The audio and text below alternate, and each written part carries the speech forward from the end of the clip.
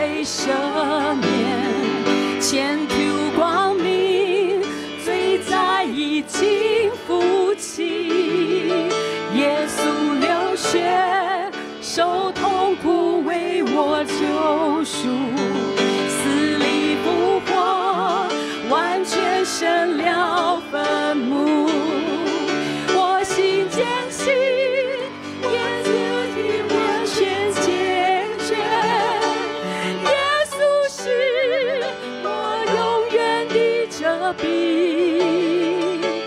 哦，锁链已脱落，我自由，不是我，乃是基督在里面活。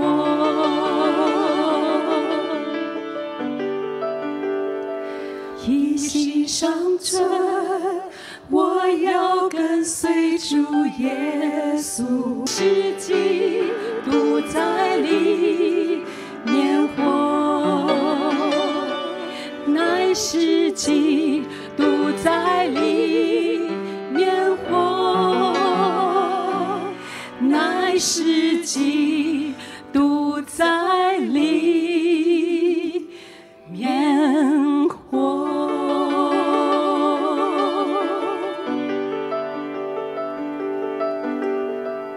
主啊，哈利路亚，感谢主！现在活着不再是我，全靠耶稣基督的恩典。然而，在生命的道路上，我们仍有软弱，我们有灵命的低谷，我们会碰到礁石，我们会躲在洞中。但是要记得，耶和华永远掌权，他永远不放弃我们。我们更要尽心、尽力、尽意，兴起为耶稣奔跑，不放弃。每个狂风暴雨里，你同在在。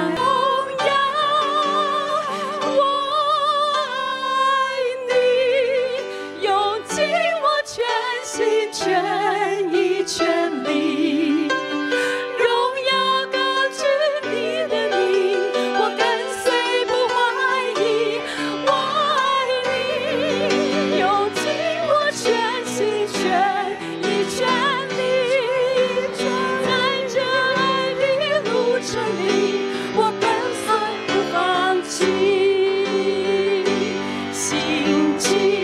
心机为耶是家中用金币高举基督君王旗，我损我主为你得胜，不断地得胜，因主统领人群，直到仇敌揭晓。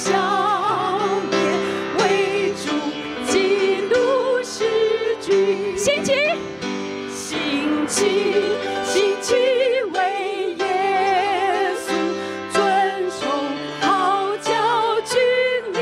哈利路亚！今天是主荣耀里快向地上进攻，同心服役主旗下。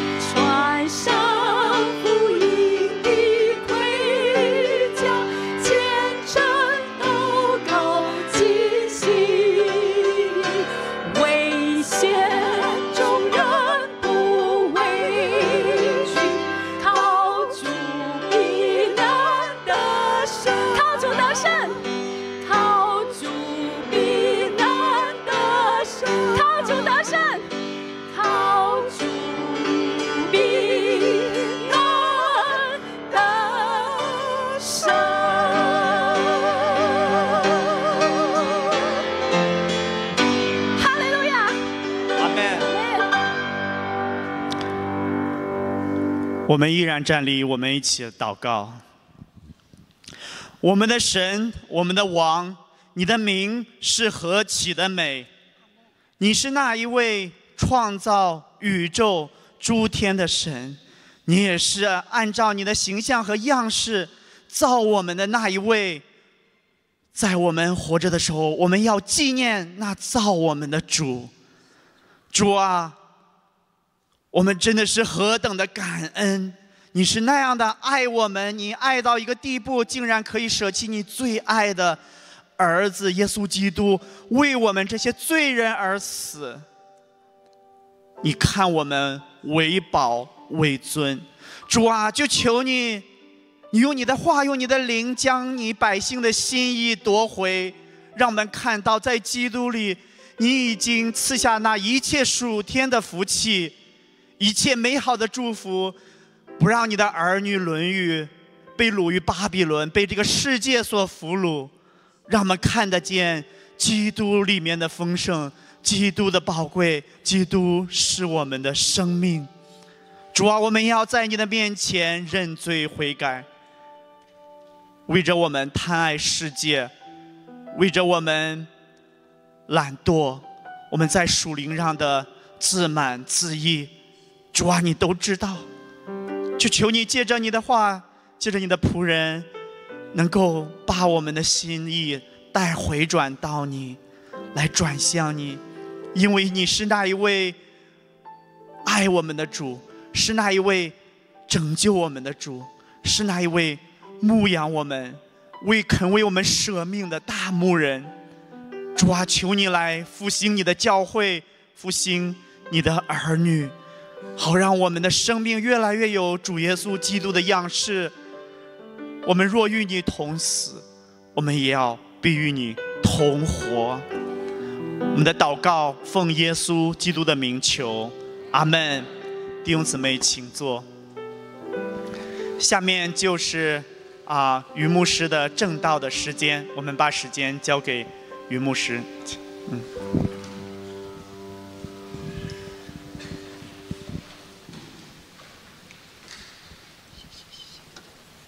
谢谢。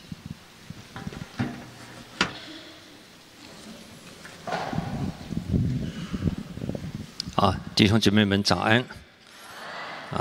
我非常谢谢，我听到有2个人跟我说你要讲多久就多久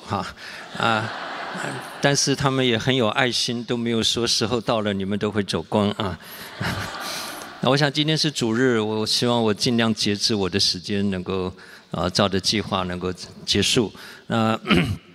我听说有人说不想下山其实如果可能我们也都不想下山，但是你要知道神呼召亚伯拉罕的时候不仅仅说论福我要赐大福给你然后也接着说你的后裔要叫万民得福所以我们今年治理教会，我回去以后过不到1个月，我们治理教会有培灵会，那主题就是承受祝福以成为祝福神呼召亚伯拉罕不仅要来承受那最上好的祝福，指的基督说的同样的你的后裔也要叫万民万族得福。那个后裔保罗在加拉太书第3章特别强调，那是指的基督来说的。所以同样的，我们怎么样子透过基督，借着活出基督要成为其他人的祝福所以我们在山上感谢神对我们说话，与我们同在，看到弟兄姊妹这么享受和睦同居的日子，我们都非常感恩。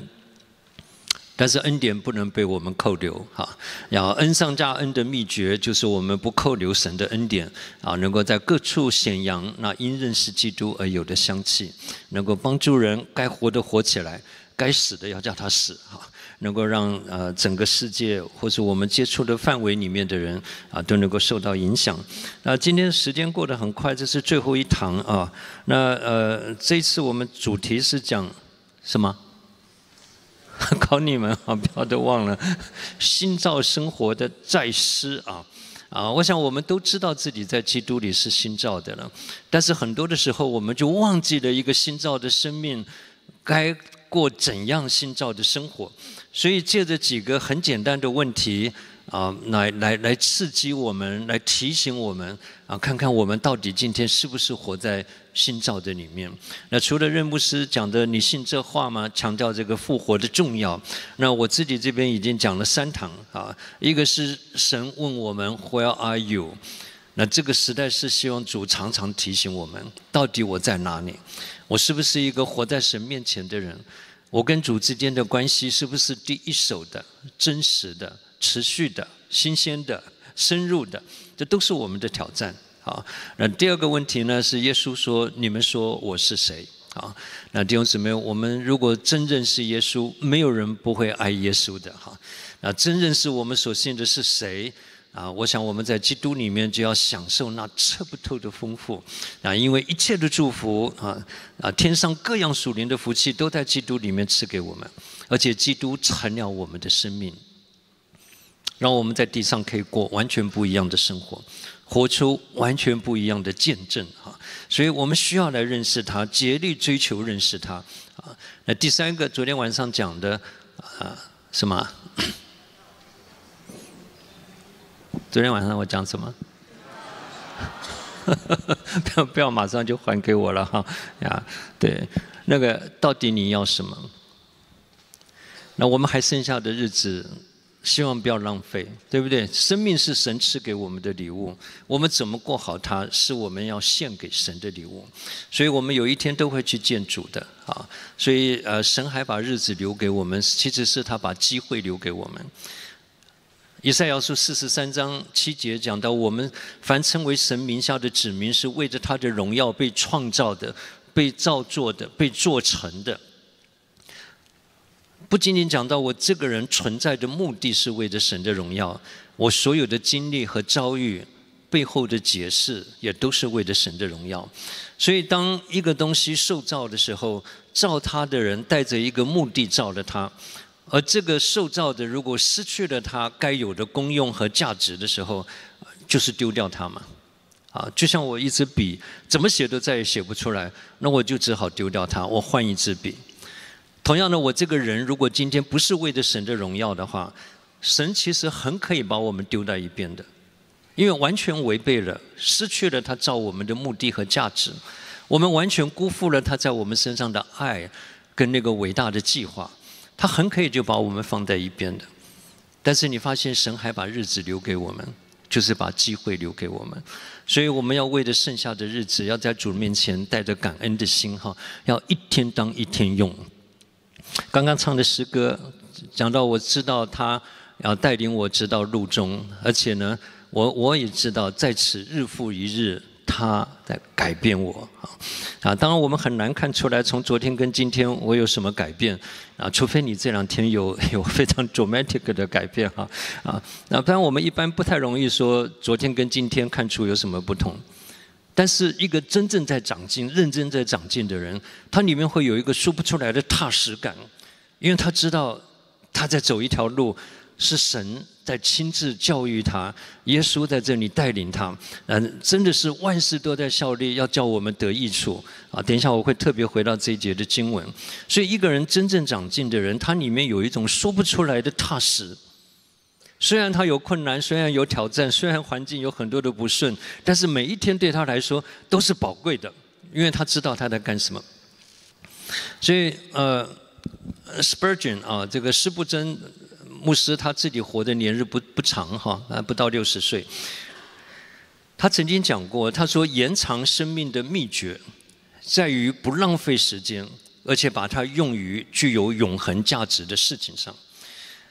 这个是太好的提醒，因为我们没有一个人知道自己活多久但是我怎么样子能够让我的人生被拉长有永恒的价值，就在于我如何好好的使用它，不仅不浪费它，而且我把它用在具有永恒价值的事情上所以今天要讲的这个题目呢我在讲之前，我还是提醒一下前2天一再讲到的神那么在乎的把最上好的祝福给我们，而我们基督徒一定要对自己所得着的救恩那个核心的价值，那个最重要的事情不能忽略。一个讲关系，一个讲生命讲到了神要恢复我们跟他之间那个亲密的关系神从来不轻看那些忧伤痛悔的人。我们会犯错，我们曾经跌倒，我们有很多懊悔的事，甚至我们也有很多很痛苦的经历，但是神从来不轻看我们等一下我们从以利亚的身上也可以看到神怎么样子灰心一个灰心绝望甚至不想活的仆人。同样的，神今天也在这里恢复我们让我们重燃爱火，重奔天路能够活出我们该有的意义和价值。所以但是关键在于我到底在不在乎神在做什么，神要叫我们得着的到底是什么神所要得着的就是被改变的生命和被改变的关系。这是弥迦书6章8节世人耶和华已经向你们显明到他所要的是什么呢？就是要你行公义，好怜悯，存着谦卑的心与你的神同行谦卑怜悯不是公义谦卑行公义好怜悯。公义我们没有，怜悯爱也没有，谦卑更是没有，对不对C.S. 路易斯说骄傲是我们里面一个最可怕的一个瑕疵，一个罪所以你说这3个我们都没有。那么神所要的是神要给的，我前2天讲了因为我们没有，我们转向主，我们得着了基督，我们接受基督的替代，神使基督成为我们的智慧、公义、圣洁、救赎，基督是我的一切。神本性所有的丰富都有形有体的在基督里，而我们在基督里也得了这个丰盛，所以我们在基督里得到被改变的生命。同样的，存着谦卑的心与你的神同行这是讲到被改变的关系。弟兄姊妹，你千万不要小看这个有一首诗歌说，我良人一举目，众天使皆下拜我良人一发声，全宇宙皆传开。讲到基督在天上的那个荣耀那你可以稍微 picture 一下想到耶稣一抬头，所有的天使不敢看他，太荣耀了，就轰一声全部跪下来我良人一举目，众天使皆下拜。你知道一个天使可以把亚述大军一个晚上杀了185000个人亚述大军是秋风扫落叶，没有一个国家在亚述面前站得住的他们残暴，他们残忍，火烧城，把人绑在柱子上，这个把孕妇切开把人剥皮点在火把上，那个亚述的残忍是人都听到就害怕的。但是亚述大军，神差一个天使，圣经上用单数，一个天使就可以杀掉185000。那你想想，天上众天使在那里围绕羔羊他说我良人一举目，众天使砰全部下拜，不敢看他。而今天这个良人是我的良人，他住在我的心中，他是我的生命，他乐意与我同行。你晓得我们多么神奇吗所以我们千万不可以小看自己得到的恩典你知道当摩西每次这个出埃及记33章讲到摩西每次出到营外，他自己有一个帐篷他是亲近神的地方。当他每次出去的时候，所有的百姓站在自己的帐篷门口看着他走当他一进到那个帐幕，云柱火柱下来，他在那里朝见神，所有的百姓匍匐在地敬拜，因为觉得这是一件太荣耀的事，我们的领袖可以去朝见神神向我的领袖显现，所以他们都觉得是太可畏的事，都敬畏，都下拜。你要晓得，今天摩西在的话，他羡慕我们他真的羡慕我们。他是偶尔进到帐幕去朝见神，神还说摩西是我面对面所认识的朋友，3次讲到是神面对面认识的。但是你知道，今天我们随时可以坦然无惧的来到施恩的宝座前。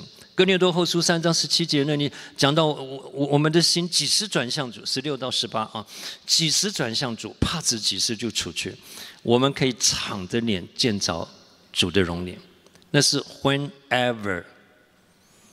所以不光摩西羡慕我们，但以理羡慕我们，大卫羡慕我们，以利亚羡慕我们，你所有圣经上的伟人，我跟你说，他今天羡慕我们新约的百姓，因为神在基督里把这么伟大的救恩做得这么完全，做得这么容易，但是我们神的儿女们却忽略他。所以今天的关键问题说，你是不是真在乎神所在乎的？神最在乎的就是他的儿子，而他把他的儿子为我们舍了。他把他的儿子赐给我们这样子卑微、软弱、败坏的罪人，这是 amazing grace。所以弟兄姊妹，我们要带着感恩的心回去。你不管碰到多少的难处，你不管受到多少的伤害，不管你们有多少的委屈，光想到神的儿子为我们死，赐给了我们，我们就应该感恩。全世界受委屈最大的就是神的儿子。好，完全无罪却为我们成为有罪。啊，完全无罪却为我们被钉在十字架上。啊，那么尊荣，那么荣耀，却被人吐口水、打他脸，啊，剥他衣服。弟兄姊妹，全然为着拯救我们，啊，所以我们真的应该感恩，哈，真的应该感恩，好好的爱耶稣。所以我们到底跟主的关系如何？到底我的生命如何？我希望我们都非常注重这两件事情：生命被改变，关系被改变，我的生活一定被改变。啊，我活着的意义和价值一定被提升。那很多时候我们不知道自己几斤几两，也不知道自己在干什么，所以神容许环境临到我们，其实是为了帮助我们认识自己到底是什么，而让我们能够谦卑下来。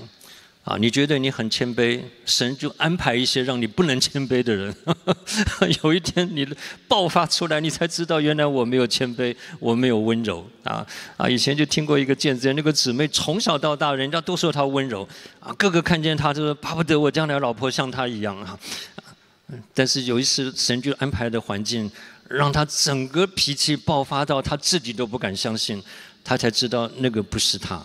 啊，所以弟兄姊妹，这个我很喜欢用这个比喻，我在志华的时候也放给你们看过。啊，人去请教戴德生牧师在服事上的经验啊，那戴德生牧师非常爱这些年轻人啊，看着年轻人，然后砰一下拍桌子，啊，这桌上的水全部溅出来，啊，年轻人吓坏了，我这个问题到底有什么地方错？为什么牧师这么生气哈？啊，戴牧师笑着对年轻人讲：“他是孩子。”杯子里面装的是什么？当他受到撞击的时候，他溅出来的就是什么？里面装的是血气，是真境，是肉体，是骄傲，是败坏，是苦毒，所有的环境出来的就是这些。但是里面如果装的是基督，你根本不怕人撞，每一次的撞击都溅发出基督的馨香之气。你有没有很讨厌的人，然后很受搅扰的人？算了，我不要欺负你们了。你如果现在想到的话，那他真就是哈。你要好好谢谢他，还好有这样子的人，让我们认识我的本相，让我知道我里面有这么多的东西不像耶稣，不是耶稣。我需要被拯救。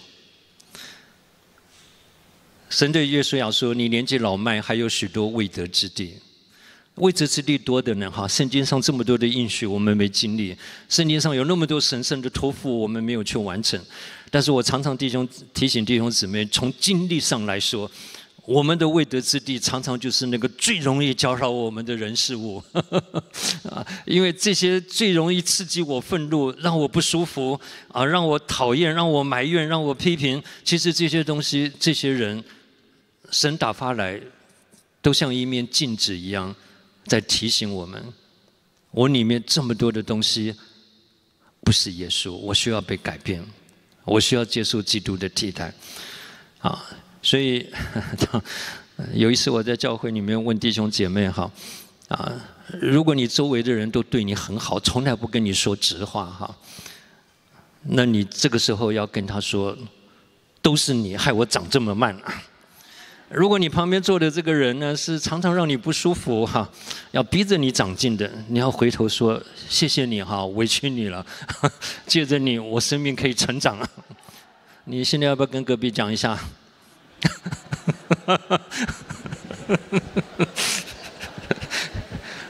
隔壁谢谢你的人多，还是怪你的人多？现在，我不用你们举手了哈。弟兄姊妹，神打发一些人来显明我们里面生命的实情，其实是为了救我们，是我们需要的。尤其跟你最亲密的人。所以一个人真属灵，决定从家里面开始。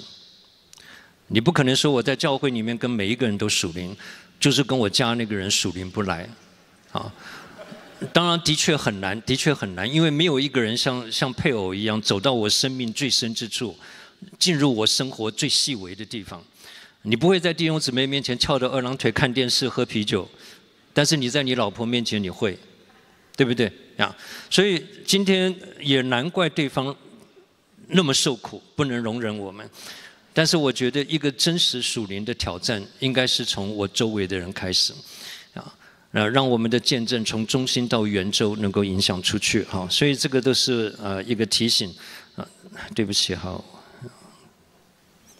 那我昨天跟大家讲了，耶稣基督唯有耶稣，永是耶稣。不仅万有的受造是为他造的，是借着他造的，整个宇宙是为了他存在的。而且神整个旨意的中心集中在他儿子的身上，而我们这个人生最大的价值，也在于跟基督发生关系，承受基督，接受基督，不仅经历基督得着基督，我们被主改变，接受他的替代，好让我们能够活出基督来。所以将来神审判我们 ，Austin Sparks 里头有一句名言叫做 "Measured by Christ"。神衡量我们，不是根据你要多少人得救，不是你开了多少宫，建了多少教会，也不是你在地上有多少人夸奖你、谢谢你，这些都是人在这里看的。当然，神真正在乎的是我们里面基督生命长成的度量。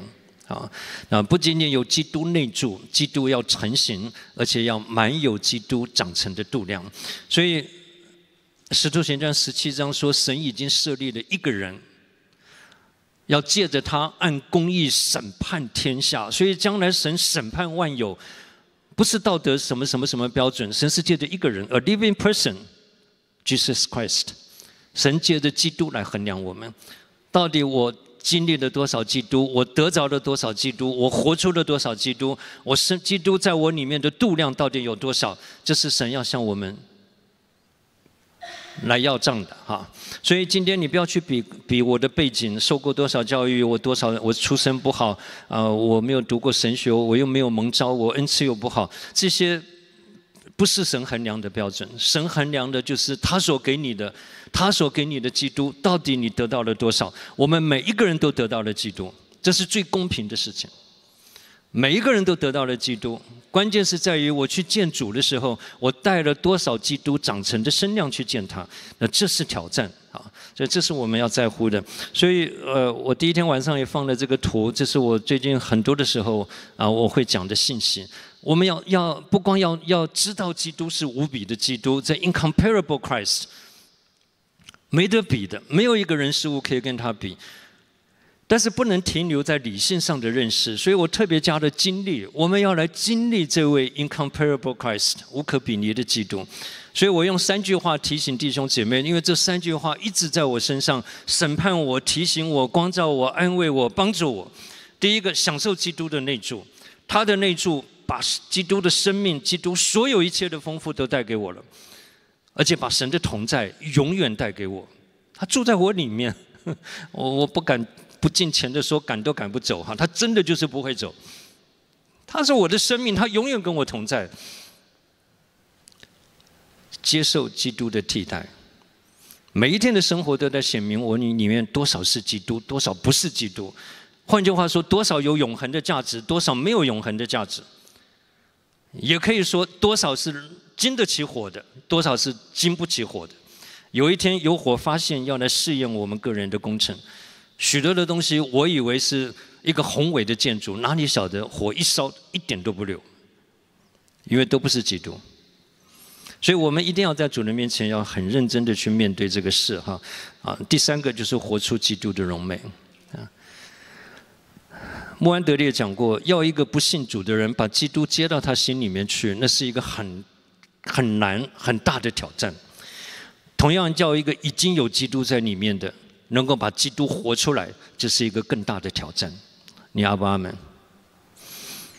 信耶稣全是恩典嘛，是他在这个路上遇见我，让我接受了他，让我成为神的儿女。可是你看看，当我们信主，不管你信主多少年，你觉得要能够活出基督，甚至能够像保罗说，无论生无论死，总叫基督在我身上照常显大，因我活着就是基督。你觉得这些东西容易吗？挑战太大了，对不对啊？所以今天我们活不出基督来，不要只是伤心难过埋怨啊，或是自甘堕落，反而要到主人面前说，既然基督已经在我里面，主啊，救我脱离我的老我，让我能够活出你来。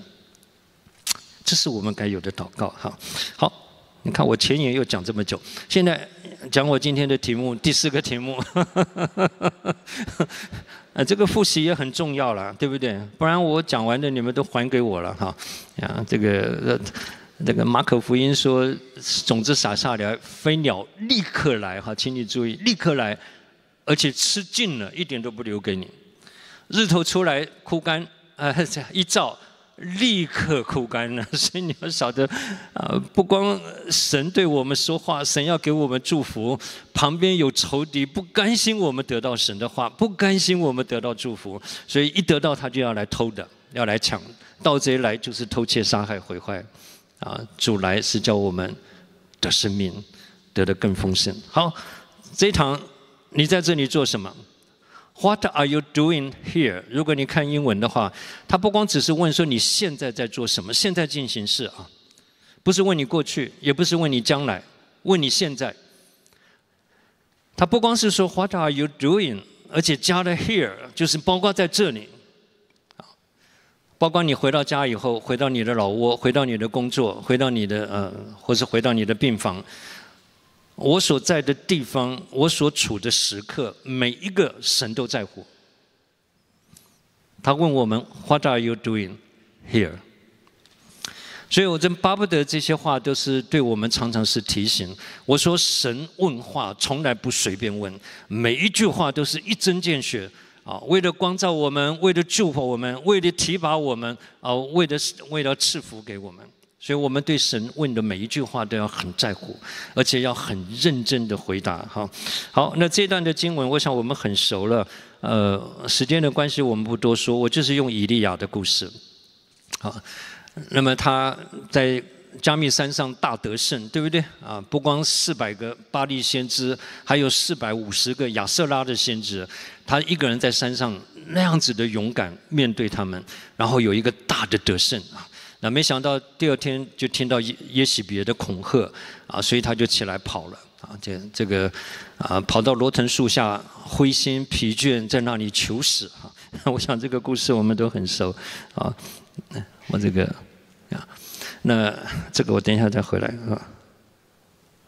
他就跑到一个洞里面去那么神就问他说：“你在这里做什么 ？What are you doing here？” 主没有问他说：“你前2天做了什么？”神也没有问他说：“你将来准备做什么？”神问他说：“你现在，而且在这里做什么？”不光是 What are you doing？ 而且 here， 你躲在洞里干什么？他的回答是什么？他说：“我在这里为你大发热心，因为以色列人毁了你的约，不是背弃了你的约，毁了你的坛，杀害了你的先知，现在只剩下我一个人，他还要取我的命。”神一共问了他2次，他2次的回答都一样，所以表示他没有真正的听懂神在问他什么。神问他说：“你在这里做什么？”他讲的都是我为以色列人大发热心但是你的百姓却背弃了你的约，毁了你的坛，杀了你的祭司，而且现在要杀我。他讲的都是刚发生的事，而不是现在。你躲在洞里怎么为神大发热心？对不对？神现在问的是他现在那当我们来看以利亚的时候，我在教会开圣经课，讲到读经几种方法的时候，讲到读人物那我们读人物的时候，常常会有一些的需要稍微平衡的。有的时候我们把它过度完美化把这个每一个人物都讲的，这个他软弱也替他解释为什么他软弱，其实是没有需要的。好，那把它过度完美化。那第二个呢，就是我们自己读的时候，觉得这个跟我无关啊。以利亚是以利亚，我算哪根葱啊？所以我们读以利亚的故事就很超然，那是以利亚，那是大卫，那是摩西。但是雅各书告诉我们，以利亚是与我们有一样性情的人，这是神对我们的提醒，要堵住我们所有的口啊，不要成为一个借口。以利亚是以利亚，摩西是摩西。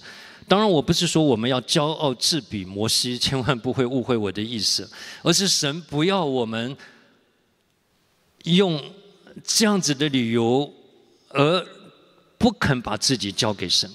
神要不要用我们，怎么用我们，什么时候用我们，用什么方式用我们，那是神的事情。我的责任是把自己献上自己，当作活祭。我在这里，神要不要用，神要怎么用，神要怎么差，那是神的事。你要晓得，以利亚在那里说：“我在这里，请差遣我。”神接着叫他给他的使命，那是一个人听到都不敢接的使命。以色列百姓要刚硬，不听他的话，他就问神说：“这要到几时为止？”神说：“要到百姓被掳的时候。”所以换句话说，以利亚所承受的一个职事，是一辈子让他灰心，一辈子好像看不到果效的，而且一直到百姓被掳为止。但是以利亚照样起来，他成为这么宝贵的话语职事，啊，那么忠心的传神的信息。你喜不喜欢以赛亚书啊？我个人就很喜欢以赛亚书，有多少不想背起来的经文都是以利亚书里面的，对不对？太好了。可是你也晓得，这样子的一个器皿，他负责把自己献上，当作活祭。神怎么用，什么时候用，啊，这都是神的事情。所以我们今天在这里，先要晓得，以利亚是跟我们有一样性情的人。所以当我们读以利亚的故事的时候，我们很佩服他。啊，他这个人真的是不得了啊！他祷告叫天不下雨，他好像就把天窗关起来，地就3年06个月不下雨，一滴都不下。他再祷告，把天窗拉开来，倾盆大雨下来，你会想说：哇，这样子一个人，在地上替神执掌权柄啊！他不是在显他伟大，他在替神管理啊！所以当他祷告叫天不下雨，天就不下雨，神完全 honor 他的祷告。他再祷告，天就降下雨来。所以你会觉得以利亚是以利亚啊。所以以利沙也说啊，以色列的战车马兵呢啊，当他以利亚升天的时候，对以利沙来说，那是一件很痛苦的事。这么属灵的一个前辈啊，这个跟着他一辈子的，他现在要走了。所以他说以色列的战车马兵，因为在他的心中，他的师父抵得上以色列的战车马兵。当然岔开来话题哈。那以利沙也是一个非常有属灵看见的人，他跟以利亚跟着这么多年，我想起码有将近20年，圣经没有记载以利沙做过什么事情，只提了一句话，开了一个小窗口，就是那从前倒水在以利亚手上的，他就是那样子完全的降卑，忠心的跟随，但是他的跟随不是白白的跟随，他看见神怎样使用他的师父。而且他也知道他师父身上最大的特点在哪里，所以当以利亚问他说：“你要我为你祷告什么？”他说：“愿感动你的灵加倍感动我。”他看见了他的师父被神用的原因，是他全然献上，神的灵在他身上，神的工作、神的能力可以透过他出来。所以以利沙所羡慕的，不是那些丰功伟业哈。不是说把行神迹的能力给我，他说愿感动你的灵，加倍的感动我，因为我不配，我比你差远了，我需要加倍的灵，感动你的灵需要加倍的感动我，不是他贪心哈，因为他实在是谦卑啊。所以弟兄姊妹，这是以利亚，圣经特别提醒我们，以利亚与我们是有一样性情的人啊。所以当他走的时候，以利沙那么难过的说：“战车马兵，好，再也看不到他。”那我们现在就看看这么伟大的以利亚，他为什么会灰心啊？当然，很多人说这个以利亚前天那么得胜，一听到耶利米的话就起来逃命他怎么会这么怕死呢？有人就很困惑。那我个人一点不觉得以利亚是怕死，他怕死的话，他就不会一个人上迦密山上。他怕死的话，他就不会在罗藤树下求死，所以表示死亡对他来说不是一件什么事情。我觉得以利亚为什么要跑？他只是心里面非常非常的灰心。他不仅仅在山上看见妥协的百姓，他特别有一个挑战，迦密山上的挑战就是到底谁是神？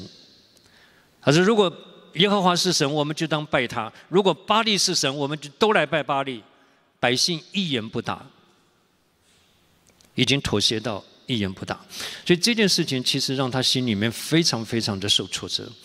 他看到这般的百姓不仅是硬心妥协的百姓然后神行了那么大的神迹，百姓们都在这里起来好像有一时的兴奋，把这些假先知杀了。但是你发现亚哈王还有整个国家仍然是一个妥协冷淡只是在乎神的作为，但是却不在乎神所以这些事情都让他里面灰心，他就起来逃了。所以后来他在洞里面对神讲的话，基本上是他当时的心态，就是灰心他们毁了你的约，他们背了你的约，毁了你的坛，杀了你的先知，现在只剩下我，他们还要杀我，还要取我的命。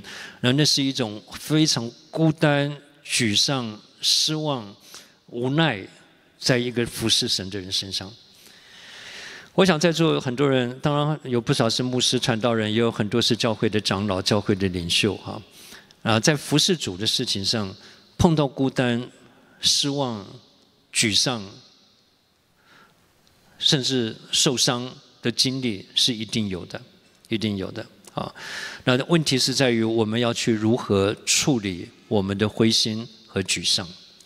负面情绪人都有，但是关键是说，我借着这个负面的情绪帮助我更成长呢，还是我成为我情绪的奴仆所以于师母那个题目智取情绪就是我们必须被主培养训练到我是情绪的主人，而不是情绪是我的主人。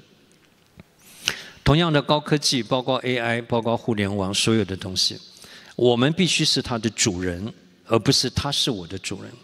我说不用就可以不用，我说放我就可以放，我叫它为我效力，而不是我受它辖制情绪是一样的。所以神的仆人、神的儿女们灰心失望一定有你可能也会问我说：余弟兄，你有没有灰心失望？我跟你说多的嘞。你看你们就好高兴了，对不对？有一次我去一个分区小组，那天交通道祷告，他们一直不太敢问。后来一听到我交通道说有时候祷告不得答应，就有一个姊妹插口进来问，她说：余弟兄，你也有祷告不得答应的经历啊？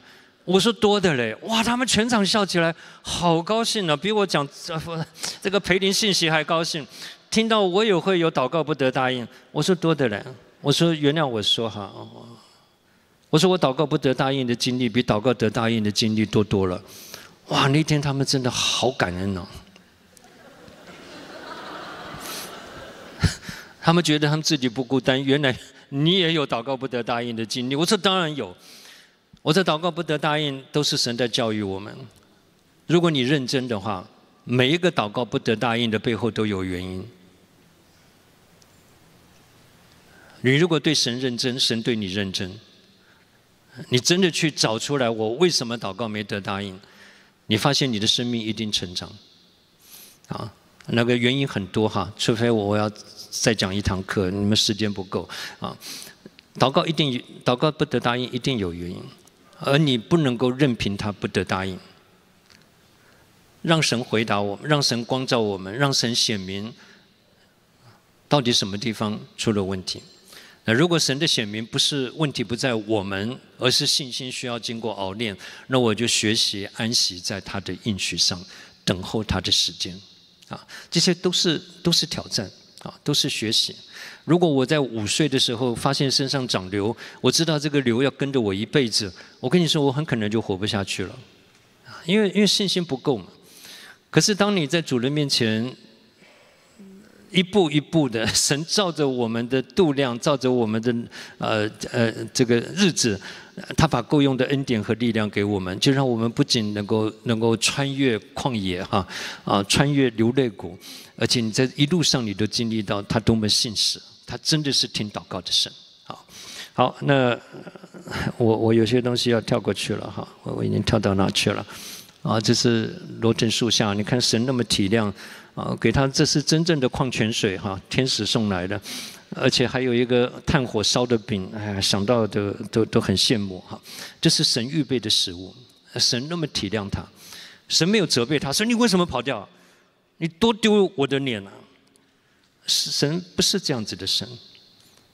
当你软弱、灰心、疲倦的时候，大祭司并非不能体恤我们的软弱啊，他在我们最孤单、最需要的时候，你看看他多么细微的爱，让你一吃，让你睡着了，拍起来再吃，提醒你前面还有更长的路要跑。那神那个细微体恤的爱啊，这个软弱失败的里面啊，你都能够更深体恤到神啊。人对我们都是责备的。但是神对我们是体恤的哈，所以接下来，神不仅仅体恤他，神更是要恢复他灰心的仆人啊。那么神恢复的方法啊，在这里圣经上提到，你看哈，耶和华神说你出来站在我面前啊。神自己要来遇见他，那么神就借着一些大自然的改变在他面前有烈风大作，奔山碎石，然后耶和华不在风中，风后有地震，耶和华不在地震中，地震后有火，耶和华也不在烈火中，然后火后有微小的声音。这是很多的时候，这个我们在灰心的里面，我们希望看见神的作为我们希望知道神这个时候在哪里。那仇敌对我们一个很大的控告，尤其在我个人很灰心、很痛苦的时候，仇敌最常问的一句话就是：“你的神在哪里？”所以当以利亚非常灰心进到洞里面去的时候，神没有忘记他的需要，神要向他显现。那么神先借着这些大自然提醒以利亚：“你所信的神是宇宙的主宰。”他能够呼风唤雨要什么有什么。那你有这样子一个全能的神，你还怕什么？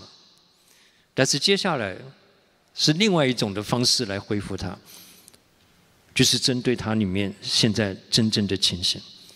神问他说：“你在这里做什么？”所以以利亚2次很委屈的告诉神：“你的百姓背了你的约，毁了你的祭坛，杀了你的先知，剩下我，他们还要寻索我的命。”这是神在这里要提醒他，要帮助他的。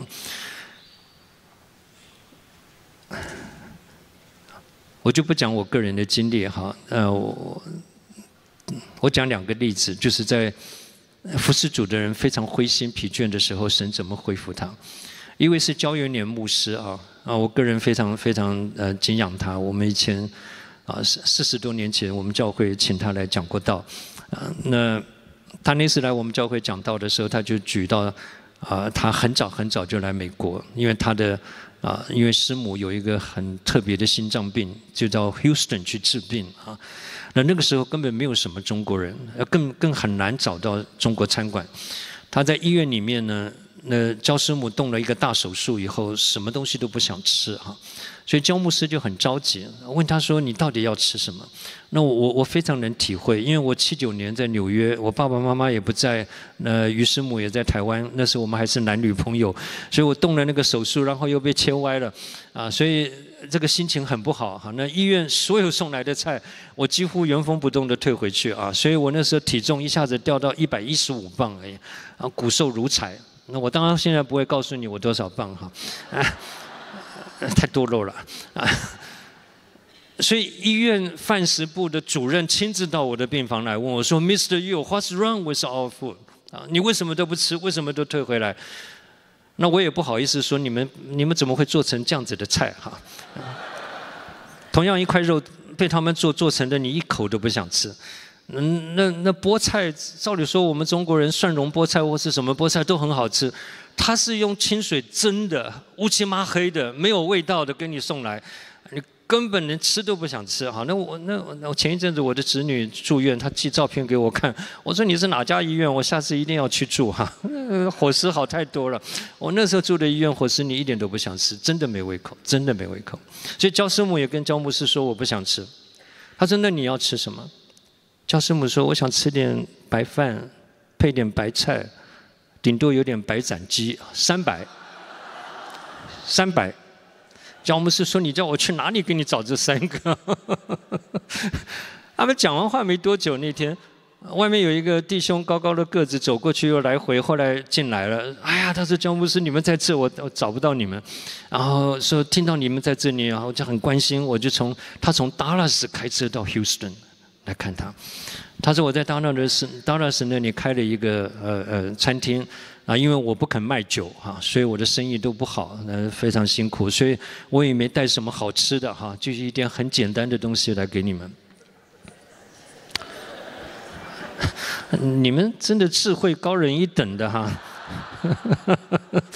就他走了以后，焦牧师打开来，就那么3个，白饭、白菜、白斩鸡。啊，他们夫妻2个眼泪都下来，说那一天像在天上吃的一顿宴席一样。这个不是东西好吃不好吃的问题，而是让他感受到神没有丢弃我们，那位充满体恤、充满爱、充满细微的这种无微不至的爱，他们2个感动得不得了。就在他们关在医院那么孤单、那么无助的时候，整个的心感受到神的爱，他们感动，他们流泪。哎呀，我听了这个见证就很感动。那我30多年前，我们开工以前，我在另外一个教会聚会，那你一个师母，她也是疲倦服侍到很累、很受伤哈，啊，非常辛苦。其实师母常常受的苦比弟兄还多哈，真的啊，也基本上大家都去夸牧师，都很少夸师母的，所以你们要多体谅师母。啊，美国听说排行榜第2名的 depression 是师母哈。感谢主，你们的师母都很健康，他这么爱主啊。他非常疲倦，他连聚会都不想来聚会。很多人想安慰他，想鼓励他，他多年都 depression 越来越严重啊。我讲到 depression 也要跟大家提醒一下，你不要随便说你有 depression 哈，除非医生说，好不好？现代的人这个名词知识太多了，动不动就说我有 depression， 你们要对我好一点哈啊。那想要不服侍不做事，要别人对他要好医生说才算，因为很多弟兄都有害喜的 symptoms 啊，你听得懂吗？啊，好多弟兄太太怀孕了，他说我也跟着害喜了啊，这个胃口不好，很容易累 fatigue 啊，然后也有 mood swing， 心情会高高低低。我有时候还跟他说，那你将来还要抽筋吗？你还要频尿吗？他说哎，我也有哎。真是无药可救哈！人家这个 depression 是真的 depression 啊，是医生判断你有 depression， 你再说没有的话，心情不好，那是你要去管理自己的情绪，要去克服自己的情绪哈，不要用这个来要求同行，也不要用这个做你的盾牌啊，让你不肯服侍哈。弟兄姊妹，对不起，我讲话也很直接的哈所以这个姊妹她真的是 depression 多年了。就他说有一天下午，突然有一个人敲门。你知道 depression 有一个特点叫做 socially withdraw 他不想去开门的不接电话不开门的。那个电铃就一直按，到最后他只好去开门，因为他弟兄不在。他开门以后，外面站着一个年轻的小姐妹，他就说师母。他说对不起哈，我来打扰你，因为以前没有手机没有电话，不是这么容易联络。他说我来不及通知你，但是主感动我来唱一首诗歌给你听啊。他说你不用开门，我不进来。他就站在门口唱了一首歌啊，我如果印象不错的话，是有一首诗歌，他是一切最亲，我说一切最爱。你们唱过没有？啊，这些好诗都应该背起来，你们居然没有人摇头哈，不要白活了，这么多好诗歌。他就在那里，小女生站在那里唱，师母就在那里一面听一面流泪，因为这是她最喜欢的一首诗歌。他把3节唱完以后，跟师母鞠个躬，说我一个简单的祷告，他就走了。师母说他关起门来，他就一直哭，一直哭，一直哭。他说神打发一个这么小的使女，是我想不到的，来安慰我。他体恤到的不是姊妹的爱而已，他体恤到是神的爱，神没有丢弃他。所以他说他后来就出来了。那么多人想安慰他，他自己安慰自己走不出来。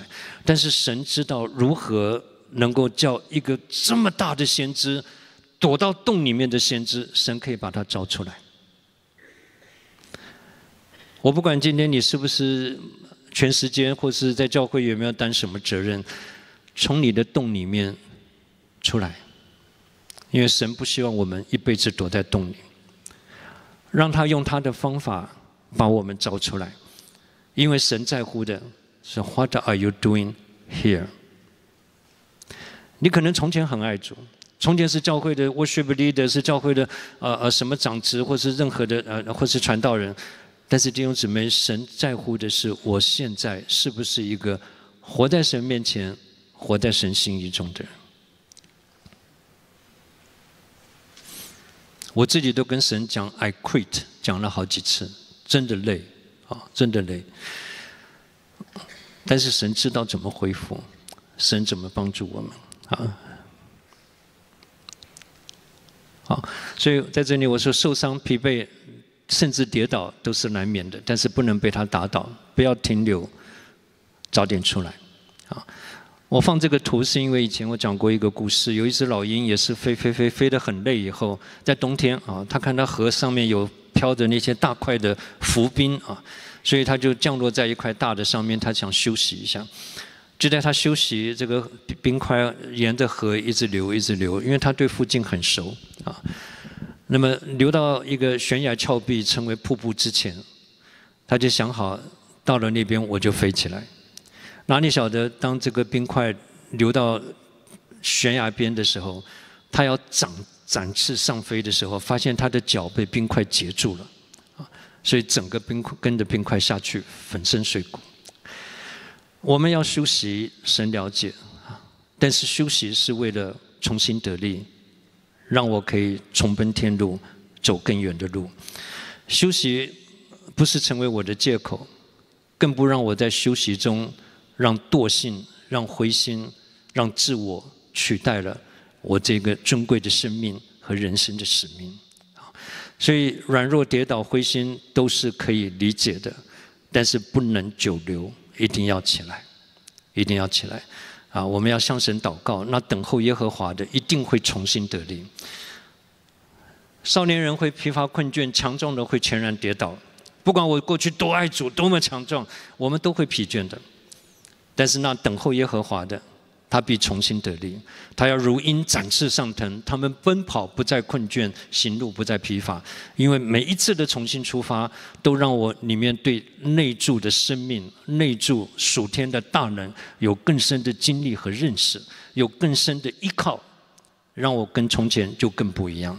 所以要让所有的软弱成为我成长的机会，而不是成为我退去的原因所以这是我们要去面对的。就像我跟很多人讲，你跟我讲你忙碌没有用我知道不光你忙，全天下都忙，因为这是这个世代的现象。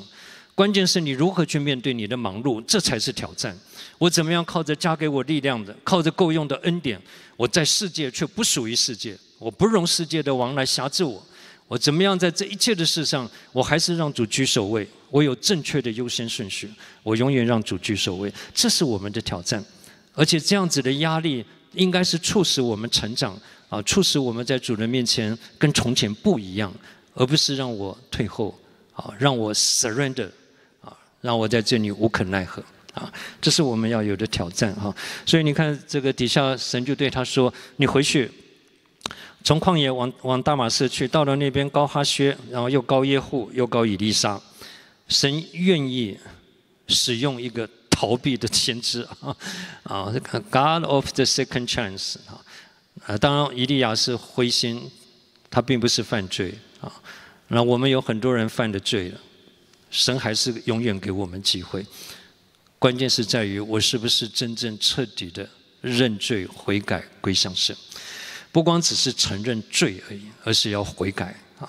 那每一次的悔改都让我们被神带到一个更高的境界，让我以后不敢再重蹈覆辙，让我以后更谦卑的知道我需要依靠主啊，让我会更在乎小心犯罪所带来的那个可怕的结果，都会让我们成长的哈啊！所以。底下我放了这个地图，当然你们可能看不清楚了哈。啊，从加密山耶斯列逃到何烈山，然后又再回去，神叫他往大马士去。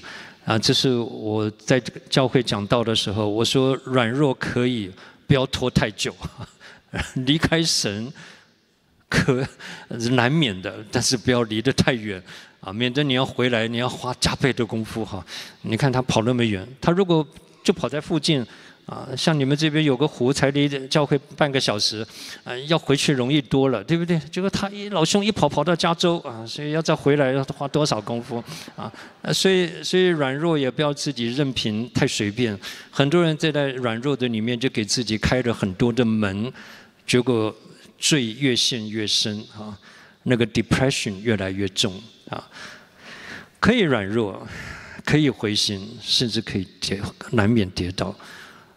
但是不要离开神的面太久啊，要早点回来。好，那时间太快了。神是非常注重现在的神啊，所以有人说我的旧历史是 history， 我的未来是 mystery 啊，是奥秘，我也不知道。但是我的每一个现在 present 是神给我的礼物。那我如何掌握、珍惜每一个的现在，当作从神手中接过的礼物，我好好的过好它。所以加拉太书2章说，现在活着的，不是指你得救的时候，也不是指你将来有一天会活出基督。保罗提醒我们的是，我现在每一个 moment， 每一个现在活着的，不再是我，是基督。学习接受基督的替代。哥林多后书第6章也说，现在正是悦纳的时候，现在正是拯救的日子啊！虽然就的救恩来说，它有它特别的原因用这样子的话，其实就的主观的经历来说，我们每一个的现在都应该是蒙拯救的日子哈。所以基督的名字不光叫耶稣，要把我们救出来，不仅仅是指的我们得救的时候。每一个时刻，他都要把我们从老我、从旧造、从犯罪、从世界的捆绑啊、从自我的里面救出来。然后每一个时刻，他的名字又叫以马内利，他要把我们带到在神面前该有的情形。好，所以每一个的现在都很重要。希伯来书3章13节，总要趁着还有今日，都是提醒我们现在啊，所以。刚才有人问我说：“你曾经定的标杆是什么？”我说：“每一个人生阶段，人生的标杆，主会 refine， 会提醒，会扩大，会提升。”我是想有一段时间，我就是用这段话讲了好多信息。总要趁着还有今日，那时候神让我特别看见每一天都重要，每一天都重要，不可以浪费。总要趁着还有今日，竭力得着神的上好，然后活出自己的最好。我说那段时间是我的 statement。啊，得到神的上好就是得到基督，神的上好只有基督，活出我们的最好也是活出基督啊。所以其实它是蛮 match 整个圣经的原则，不仅亚伯拉罕承受祝福得着上好，啊，成为祝福也是活出基督啊。所以我们自己要去神面前祷告啊，让我们每一天不再浪费。我为什么鼓励大家早晨要到神面前去打卡，睡觉前到神面前去打卡。你真这么做的时候，哪怕你真的像我说的，只花3分钟跟3分钟，你每天的6分钟，我跟你说，我们属灵生命一定会请革命性的改变。你不会随便再浪费一天的，真的，每一天你都会在主面前。就算你今天哎呀躺在那边看了5场电影，浪费时间，可是当你晚上跪到神面前去的时候，神一光照我们，我不相信你第2天会再看5场。但我讲的太大了，你看这于弟兄举例5场，那我才看1场啊，对不起啊，我举例不恰当啊，你自己去祷告，真的，你多浪费一点时间，里面都会有感觉的。一个认真的人，他一定是认真的。所以我在这里放了一个图哈，这有一次我讲到的是，结束的时候唱一首诗歌啊，Deeper and Higher 啊。精神，这些老诗歌，我们现在都很少唱。一个老弟兄跟我说，他说有一次他请教一个植物专家，他说树经得起风暴，是靠它树根扎得多深，扎不扎实。但是树的健康、树的养分，是靠它每一天树根的尾梢发出来的新芽。在负责吸收养分、吸收水分，所以一棵树要经得起风浪，它需要向下扎根，而且不住地向上长。而它抗得起风暴的力量，在于根扎得多深。它活得健不健康、枯不枯干，会不会有一天倒了，也是根据于它是不是有持续的接受养分的供应。所以弟兄姊妹，这个对我们都是很大的提醒啊。所以我们在座有很多稍微有点年纪了哈50、60岁、60、70岁，永远不可以停止成长。每一天都是我们该成长的，每一天都应该向主有新的芽发生，对主有新鲜的渴慕，有更新的奉献，有更认真的长进，这是我们要活的。神在乎的是每一个的现在。所以在我们教会服侍的团队，我常常提醒同工，决定不能让我们这个人跟我们的聚会、跟我们的侍奉进到 maintenance mode， 只是维持，永远不可以停止成长啊。Howard Hendrick 在他那一本改变生命的教学里面，他特别提醒我们，一个老师如果停止成长，他就应该停止教学。当主日学老师都是这么严格，你更不要说我们这些在神家有服侍的人，永远不可以停止成长啊！停止成长，你就应该停止当老师。传道人更是这样，教会的长子都是这样哈。所以我们要长。那这个图是讲到，没有一件事情比浪费神的时间更可怜啊！这弟兄前辈们他们用的话都非常深刻，提醒不要浪费。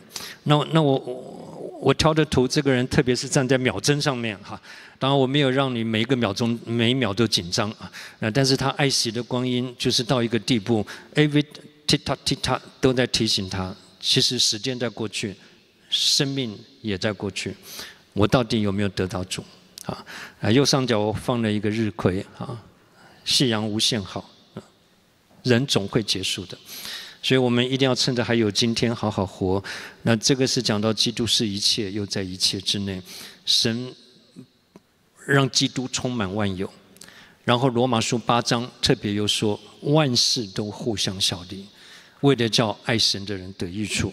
我想我这些都得跳过去哈。我们看最后，我们读最底下的那一句话哈，这是罗马书8章28到30节的浓缩版，为了帮助大家记忆，我们一起来读：万事互相效力，就是为了叫我们像耶稣啊。他说在这里是叫爱神的人得益处，就是按他旨意被召的人，因为他预先所知道的人，就预先定下了效法他儿子的模样，就是要把我们改变成为像耶稣。这是神在我们身上的工作。预先所知道的人就招来所招来的人称他们为义，所称为义的人要叫他们得荣耀，就是得着基督。所以我们一起来学好不好？不管任何人让你不舒服，或是让你很快乐，或是什么任何大小事情，都不让他随便的浪费，让我从其中得到基督。因为每一个环境都是神在我们身上的工作这里一个大理石，经过米开朗基罗以后，变成摩西的雕像，变成旷世不朽的杰作。当然，这个摩西像不是这个大理石了哈，我只是举例就是了哈。但是一个大理石，它可以一辈子留在那里，没有被做过。但是被工作之后，它成为杰作。我刚才在拿到你们的程序单啊，你们这里提到今年的主题是做神的工和做神的工啊。神工作在我们身上，每一个环境都是神在下刀。像以弗所书说的，我们都是神手中的工作，在基督里做成的，啊，那有的翻译甚至说是 masterpiece， 我们是神手中的杰作，是神亲自在做，而且透过基督在做，啊，所以米开朗基罗的每一刀都让这个大理石的价值在增加，到最后它成为一个杰作，啊。当我举这个例子的时候，我心里面其实蛮能进入神心中的 frustration 啊。米开朗基罗雕刻的时候，大理石乖乖的，决定不逃，决定不抗拒。而神要雕刻我们，哇，马上跑了啊！神跟我们要一点东西，我们像猪上祭坛一样，一路叫上去的啊！全天下都知道你在献祭啊！神要下一个刀，我们就跑了。叫约拿去尼尼微，他跑哈斯，那跑他斯，对不对？所以你要知道，神要把我们做成杰作，你知道神要有多大的耐心呢？所以神很羡慕米开朗基罗啊，所以你不要那么佩服米开朗基罗，他是雕一个死的东西啊，乖乖的让他雕。但我们这些人成为杰作，那真的是了不起，那是真的是杰作啊！这么多自由意志啊，我们强调自由意志，自由意志。其实人的意志只有一个目的，就是来归向神，让神工作。所以保罗才会说：“我要恐惧战惊，做成得救的功夫。”因为我们行事都是神照着他的旨意在我心里运行，圣灵在我们里面带领我们，神在我们身上有工作。但是关键是在于我到底肯不肯顺服，我肯不肯接受。所以保罗说要恐惧战惊，不是说人得救问题，人得救是因信称义。就得救，但是神在我们身上持续的救恩，是需要我们在降服、信而顺服的里面，接受圣灵的感动，随从圣灵就是生命平安。我接受圣灵的工作，接受神的雕刻，我们成为神手中的杰作。那在服事主的事情上，我再插出去讲1-2分钟啊。在我们侍奉培训里面，我一直强调一个事情，我借用保罗在罗马书第10章讲的，万有都是本于他，倚靠他，归于他，愿荣耀归给他。在神的顺序里面，第一个是 of him， 本于他 ，for him 是最后的。本于他，依靠他是 through him 或是 by him， 是靠着他，然后所有的荣耀为着他，然后也归给他 for him 或 to him。今天教会里面很多教会里面的难处，不是出在初信主的人身上，而是那些教会的领袖身上。因为这些人都想为神做什么，都想 do something for him。但是弟兄姊妹，当你想要 for him 为着主做这个、提这个建议、提那个做法的时候，到底是不是出于神？这才是关键。你没有解决是不是 of him， 你就要去 for him。为什么在教会会有难处？因为他觉得我是为了神家，为了教会的好处，你们为什么不能接受？为什么不能配合？为什么不能认同？他的出发点是好的，如果他单纯的话，他出发点是好的啊，更不要说有些人出发点是有 agenda， 是有私人的野心或 ambitious。我是讲的很单纯的人，他完全为了教会。所以当别人不能接受的时候，他很受伤。但是圣经的原则是 of him first， 是出于神，是神要做的，是神这个时候要做的，是神要借着你做的。所以献上自己是我们的责任。那么神怎么做，什么时候做，要谁来做，神要不要做，那都是神的事情。啊，所以我觉得我们今天为什么很多人做了很多的工，到最后主不承认、主不称许，或是很多的工轰轰烈烈的，结果火一烧没有留下东西，因为很多东西不是从神来的。所以大卫，神寻得一个合神心意的人，他在凡事上要遵行我的旨意。他是 a man after my own heart。而士师记结束的时候，结束在那一句话说：以色列中没有王，个人任意而行。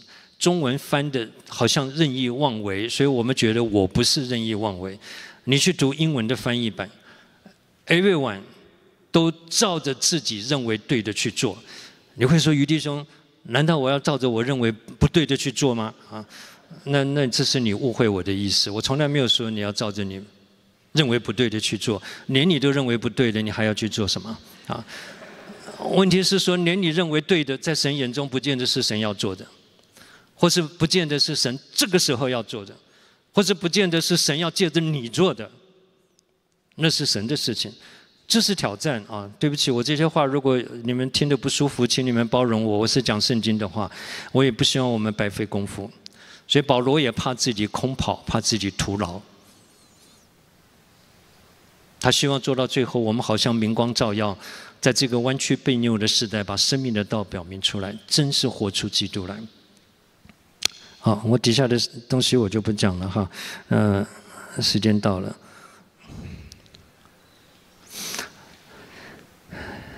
所以我们不管你现在几岁，希望我们借着这几天的聚会，主再一次得着我们啊，让我们更新自己的奉献，好好打好人生的下半场。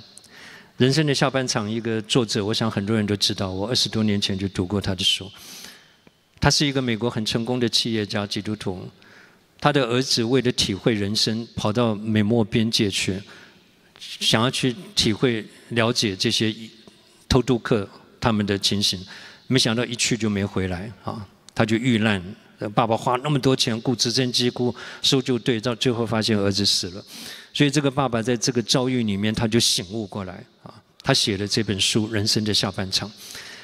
他说：人生上半场，人都在追求成功、成就、被人肯定啊！这都是我们一般人的，对不对？过五关斩六将，读好学校，娶漂亮太太，啊，生一窝孩子，住好房子，我们都是这样子啊。好俗气啊！但是人生的下半场就变成追求意义和价值，追求神的肯定。所以我20多年前我们教会生活专题，我就讲这个题目，大家讨论。那有人问我说：“于弟兄，那么什么时候开始人生的下半场？几岁？”我说：“跟几岁没有关系，跟你什么时候醒悟过来，从追求成功、人的肯定、人的掌声啊，自我的实现，变成你追求具有永恒的意义和价值，你追求神的肯定，那个时候你就开始打人生下半场。”我说有人10几岁就开始打，有人到了80岁没打，有人一辈子没打下半场。关键在于你什么时候醒悟过来。有一首诗歌我很喜欢唱，就是主耶稣，我若曾爱你，应当是现在。这个作者只活了27岁，体弱多病，27岁就死了。所以我想他这么年轻就写这么有深度的诗歌。后来有一个传道人告诉我，他写这首诗歌的时候他才17岁。17岁就有这么深的醒悟啊！他的下半场打得太好了，所以我希望我们每一个人好好珍惜人生的下半场。我再说，我们是为了神的荣耀被创造的，也是为了他的荣耀被制作、被做成的。不要再浪费时间，不要再浪费神的时间，不要再浪费环境，因为所有的环境是为了造就我们，叫我们像耶稣。我们一起祷告。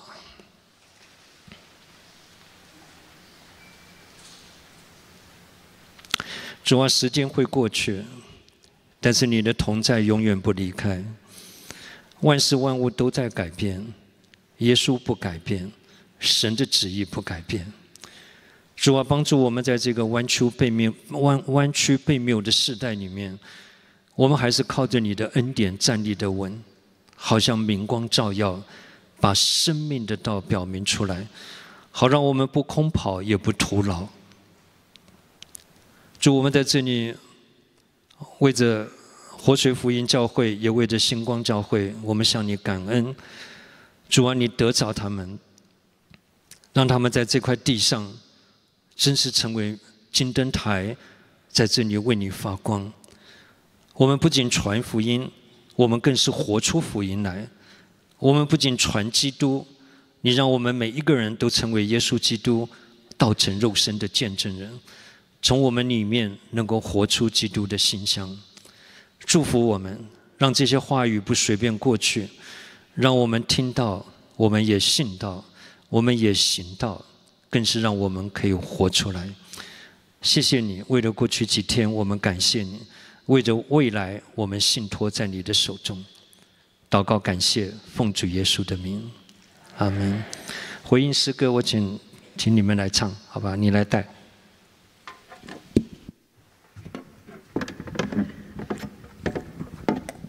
谢谢于牧师，感谢主，感谢于牧师，每一个字都这么深深的刻在我们的心里。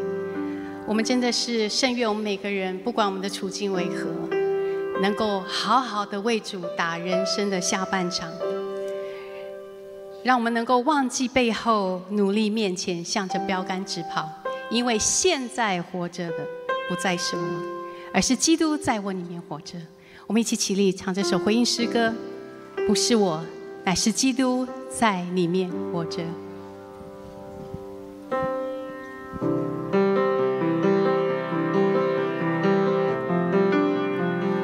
何等礼物，耶稣是我救赎主，何等丰富，神已别无恩赐，他是我的喜乐、公义和自由，不变的爱，无限圣光平安。我心坚信，为耶稣是我盼望，我生命与他紧紧相连。何希奇，这恩典都归我，不是我，乃是基督在里面活。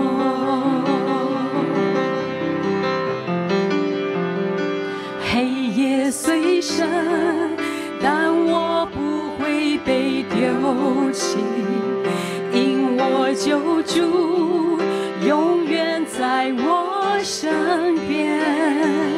我虽软弱，仍欢欢喜喜往前。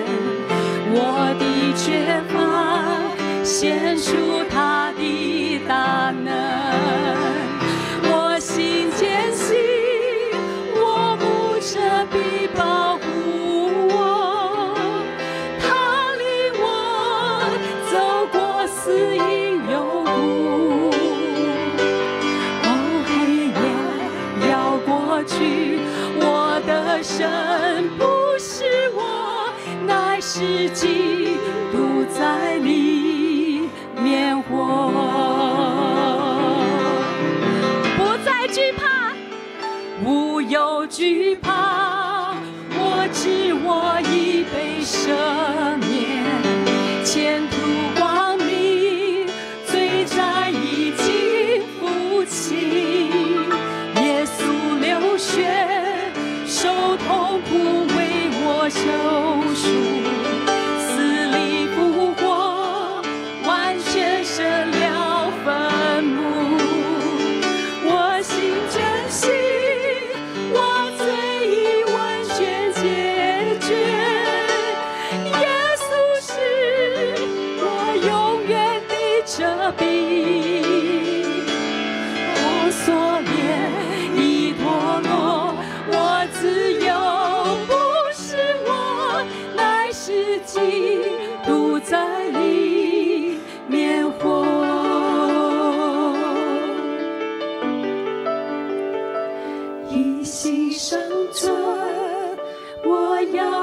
随主耶稣，他已应许领我走到天家，日复一日，我知他在改变我，直到那日欢喜到宝座前。我心坚信，我心坚信，为耶稣是我盼望，全荣耀一切都归给他。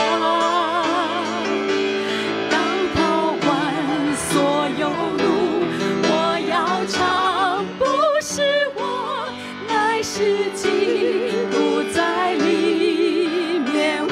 我心坚信，我心坚信，耶稣是我盼望，全荣耀一切都归给他。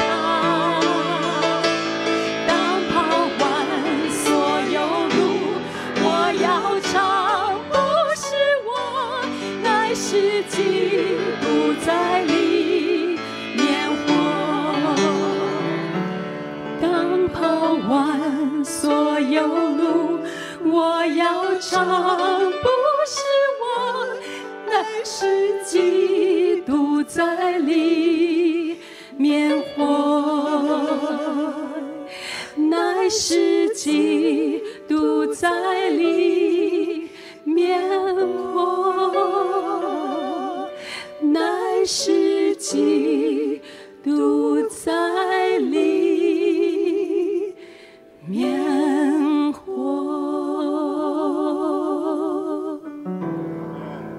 谢耶稣基督在我们里面活着，请弟兄姊妹依然施力，我们用祷告奉献来回应。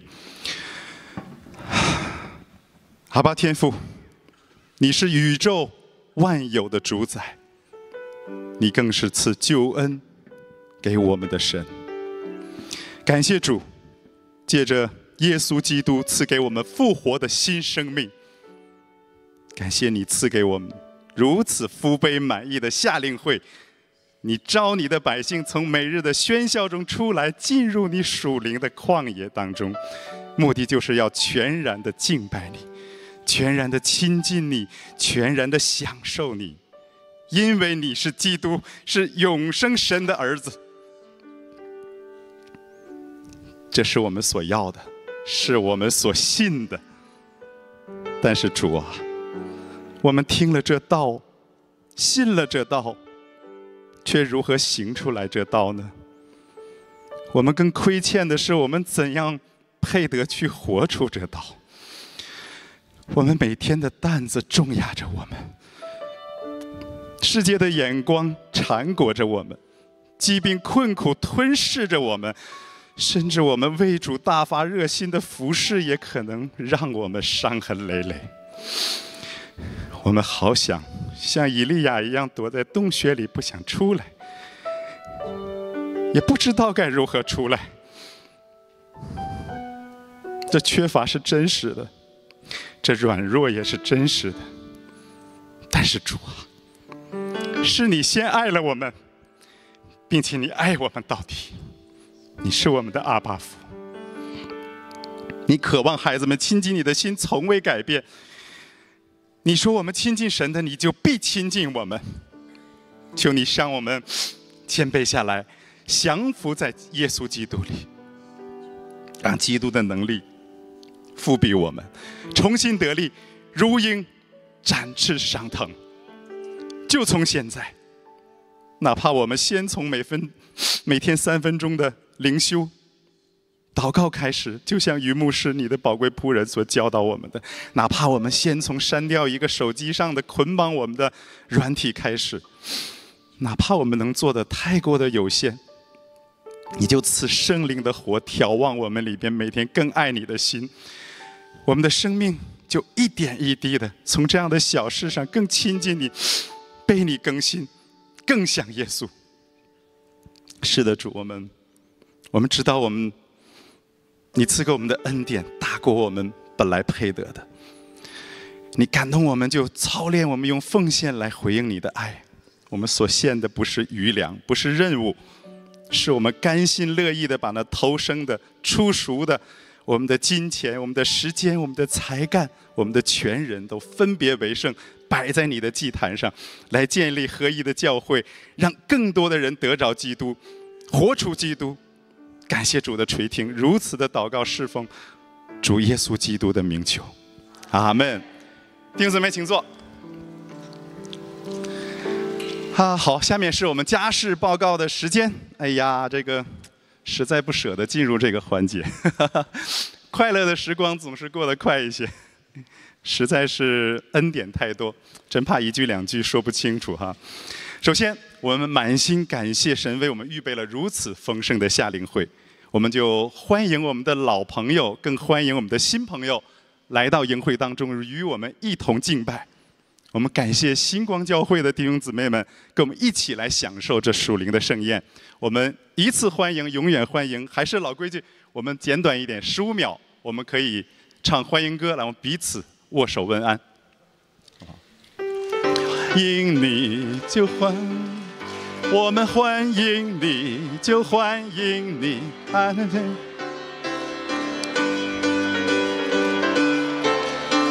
就欢迎你在今日领去欢迎，哈利路亚！我们一次欢迎，永远欢迎。如果我们有新朋友在我们当中，弟兄姊妹请坐。喜欢我们教会的聚会，也欢迎你参加活水教会、星光教会每个主日的崇拜和我们的小组的团契。那么也请你详细的来咨询，带你来到营会当中的你的朋友来咨询教会的活动。那我们特别的感谢神差派他的仆人于牧师、任牧师，还有昨天离开的欧老师，来到我们的夏令会，为我们带来宝贵的信息哈。谢谢大家，谢谢你们。几天下来，弟兄姊妹真的是福杯满溢。但是我们知道，这背后是讲员牧师们默默的付出的汗水和他们的身体的挑战。但是主，你赐给我们的超过我们的所求所想，实在求主继续的保守他们的家庭和侍奉和他们回去的教宗。那么我们的门口呢有奉献箱我们每次的教会，其实教会都有很多的补贴给大家哈，有可能会超过1万美金，所以大家就凭感动来支持我们的夏令会的活动。我们也希望能够每一次能够做得更好哈。那么我们还有这个调查的问卷大家就是趁热打铁可以扫这个2维码，然后呢为我们提宝贵的意见哈，真的是发自内心的真实的感受不用光夸奖，有做的不足的，也是对我们的帮助，让我们每一年能够做得更丰盛。好，下一个主日，活水教会8月10号是有圣餐礼，请弟兄姊妹参加实体聚会崇拜的就可以尽早的来到教会。那活水教会停车场的排水系统改造工程是8月4号动工，预计1个星期。那么这期间呢，停车场仍然是受限制的请大家注意一下。还有我们的体育馆在打蜡，所以呢这段时间都不能使用，一直到周2都不能使用。那么具体的进展情况，我们会通过活水群和小组微信跟大家来实时的报告。那么新增2个儿童事工的报告哈。主日学线上的注册，2025年到26年儿童事工的主日学，是于8月10号就开始了。那么儿童事工的现场开放呢，就诚挚邀请家长们能够亲身的体验儿童的主日崇拜，时间是11点到12点半请家长朋友们注意一下。8月10号是幼儿园至2年级新学年的孩子的家长。8月17号是3到5年级的孩子的家长，8月到17号是学前班孩子的家长。于牧师、任牧师也多次提到，我们家庭祭坛的是如此的重要，我们的信仰需要传承我们是替神在看顾儿女，我们也喜乐完成这样的托付，我们的生命也得祝福，感谢主。那张牧师8月5号到12号是休假外出，求守保守他出入的平安。另外今天的午餐啊，我们特殊申请11点半就可以开始了。那避免拥堵呢，我们可以错过这个高峰期哈。而且呢，今天如果刚来到我们营会的当中的，我们还可以买饭票，请到那个注册组啊，他们从11点半到2点都会在那里。然后我们是有 Fast Pass 的哈。不是领导先走，而是请我们的讲员、我们的同工，请他们不用排队就餐，因为他们真的是很辛苦。我们也用这样小小的回报来服侍他们。最后，我要特别感谢我们所有营会从筹备到现场的各个部门的同工啊。时间关系，我们在座位上招招手。我们星光教会的同工们，谢谢你们。我们的 AV Team。尽职尽责，我们的敬拜团，我们的交通组，我们的膳食组、体育组、医疗组，我们的宣传片团队，我们的策划组、儿童事工、Youth 事工、英文堂，尤其感谢我们的阿良组长带领我们火种的年轻的弟兄姊妹们一起火热的参与，给我们更新很多的活力，是我们教会的希望，非常的辛苦。也尤其感谢所有为营会祷告的弟兄姊妹们，你们真的是太棒了，你们是最可爱的人，是耶稣爱的人。我们就祷告希望神纪念你们是又忠心又良善的仆人，实在是百节更按其职，连于元首基督。我们有这样合一的营会、合一的教会，献上感恩。所以我们最该感谢主，有多少次复杂的挑战，甚至是乌龙的事件。突发的状况，我们就借着祷告，神都帮我们一一看顾了，有太多喜乐的见证，有机会大家可以尽情的交通，神就用奇妙的恩典来供应我们，实在不是我们能做什么，而是神早有预备，就借着我们与神的同工，神就不断的把那得胜的喜悦，把那荣耀就赐给我们，所以也借着同工，让我们看到我们自己实在是软弱的，我们人是有限的。但是我们就仰望在上掌权无限的神，我们重新得力，我们在服事当中收获了太多的喜悦和甘甜，我们的生命也被神触摸，得到更新。最后我又想到于牧师2句话，常常就萦绕在我的脑海当中哈。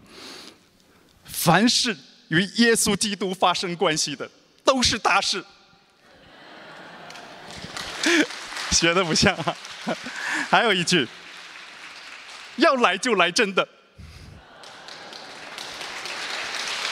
帮大家复习一下哈。好，我们就到尾声了。那么，抱歉，一感动就说的太多了哈。然后我们退房，11点半到2点退房。然后呢，请把名牌、钥匙都保管好，一起交给我们的注册组。然后我想特别有一个提醒，就是我们把房间收拾一下。因为我们来的时候可能个别有不好的体验，那我们活水教会、星光教会，我们做一个好见证，我们就把房间收拾一下，把垃圾清理一下，给下面再住宿进来的人做一个好见证，好不好？那么即使你2点注册以后，你还喜欢在教会的风光有多一点交通也没关系，我们一直到3点半都可以在这边 hang out 哈。然后提醒我们来的时候有很多的弟兄姊妹为儿童事工带了很多的 equipment。然后呢，谁来带来的，我们就去把它再带回去然后可以找慧丽传道，找我们的素萍姊妹去联系。好的，然后我们马上进入一个更重要的，对 the last but not least， 我们要大合影难得我们有将近500人，真的是 amazing， 真的是太丰盛了。我们合影就在门口的这个楼梯口，然后我建议我们活水教会、星光教会，我们一起合影。第一步一起合影，然后呢我们再分开。那活水人多一点，我们就是一起合影完以后，活水教会的再一起合影，然后最后星光教会的我们就是for free， 我们就是享受这个时间。然后我们今天有一个不是黑科技，高科技，我们有无人机第一次我们体验一下，神给我们万事互相效力，让我们都得益处哈。好了，我就不啰嗦了哈。好，我们夏令会明年见，我们教会周见，我们基督里，阿门。弟兄姊妹平安，神保守我们散去的脚步。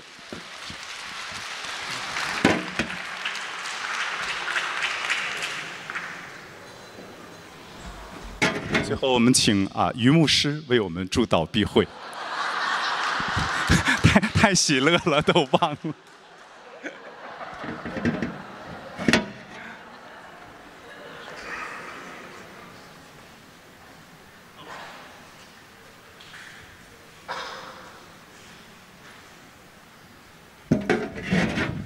我真的很感谢主，让我们有机会来这里服侍你们。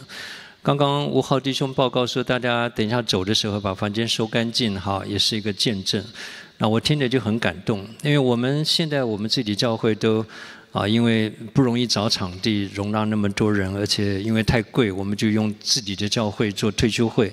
但是我们从前去外面用场地的时候，场地的人给我们的 feedback 说他们从来没有碰到一个团体像我们这么好的不吵不闹，走的时候把房间收得干干净净的。所以我觉得神的百姓是独居的民，不列在万民中我们要在很多的地方活出来，我们跟世人是不一样然后明光照耀，把生命的道表明出来，大家一起加油。那另外呢走之前给大家最后一个 final quiz 万事互相效力的目的是什么？像耶稣，真的吗？好，那万一有将来我们有机会再见面的话你不要以为我是乌鸦嘴，我们一定有很多人这是这一辈子最后一次见面，但是在天上会再见。下次如果有机会见面的话，你千万不要说你都没有变。因为如果万事互相效力，叫我们像耶稣，我们应该都被改变，对不对？保罗在以弗所书第4章15节说：“凡事长进，连于元首基督 ，grow in all things unto Christ。”我们应该在每一件事情上都应该长进，更像耶稣。所以下次见到面的时候顶多长相了我们在这里碰到80多岁的姐妹，比我年轻，看起来20岁。外面长相可以没有变，但是里面一天新是一天，一定要改变，好不好我们一起加油。好，我们站起来。主，我们再次为着有这么一位 wonderful Savior， 我们感谢你。你实在是我们最亲爱的救主，也是我们最知心的朋友，也是我们最宝贵的生命。主啊，我们会分散，但是我们都在同一位主的带领底下在我们在世寄居的日子，帮助我们在这条路上能够在西安的大道上，我们力上加力。我们都知道我们是要去朝见你，保守祝福我们在座的每一位，保守祝福在这里的众教会。但愿主耶稣基督的恩惠、神的慈爱、圣灵里的交通，常与我们众人同在，直到你再来。谢谢主，奉主耶稣基督的名，阿们。